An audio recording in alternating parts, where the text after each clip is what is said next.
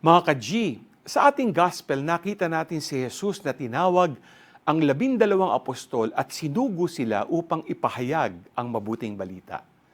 Hindi lamang ito tungkulin ng mga apostol noon, kundi isang tawag din para sa atin ngayon. Lahat tayo ay bahagi ng simbahan at bawat isa ay may natatanging misyon na maglingkod sa ating komunidad.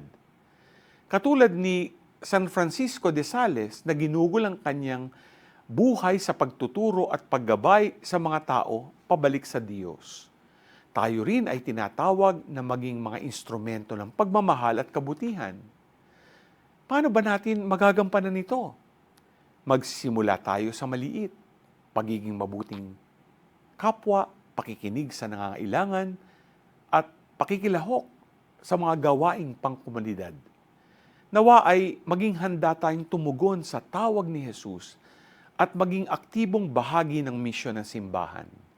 Magdala ng liwanag at pag-asa sa mga taong ating nakakasalamuha araw-araw. G ka ba?